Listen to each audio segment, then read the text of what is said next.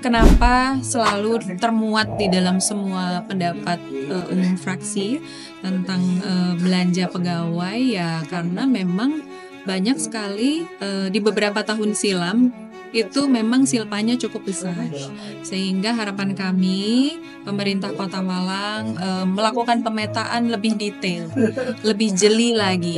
Kira-kira seperti apa proyeksi kepegawaian di tahun-tahun berikutnya. Jangan sampai kemudian karena umumnya belanja pegawai ini nggak bisa dengan segampang itu dialihkan sehingga jangan sampai kemudian silpanya terlalu besar. Secara aturan sudah ada harus disisakan sekitar kalau tidak salah akras itu 5% ya. Namun saya berharap tidak lebih dari itu. Itu sih 2,5% atau 5% saya lupa exactnya. Tetapi yang jelas ada spelling lah gitu. Nah tidak lebih dari itu sehingga anggaran itu kemudian tidak berkumpul di satu tempat yang memang tidak bisa diotak-atik lagi, tidak bisa dipindah-pindahkan lagi. Saya berharap itu bisa dialokasikan untuk hal-hal yang lebih bermanfaat untuk masyarakat secara konkret. Itu sih.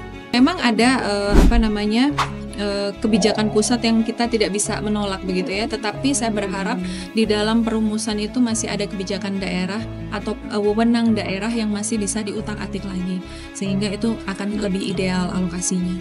Kalau saat ini pastinya tetap masih kesehatan itu karena kita punya program yang harus sustain selama beberapa tahun seperti UHC itu masih menjadi concern kami. Kemudian yang jelas UMKM.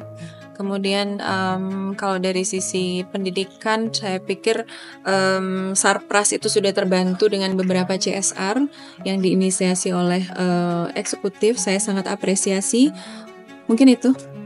Jadi kalau pasar besar itu sudah ada alokasi dari pusat.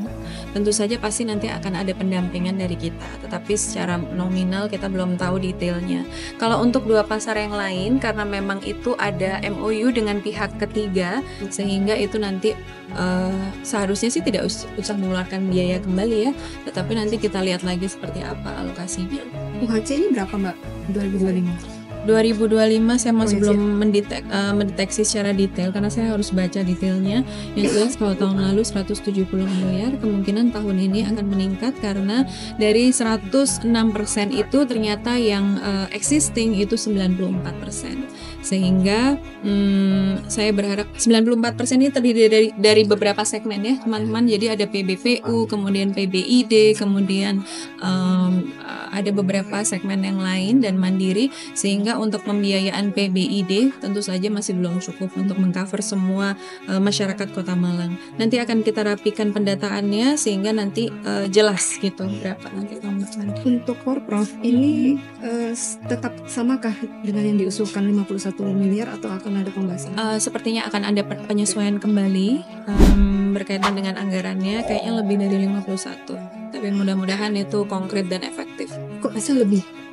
Sudah di pembahasan lagi? Belum, makanya sepertinya akan lebih sehingga nanti saya harus mendetailkan seperti apa nanti kira-kira pembelanjaan untuk Porprov.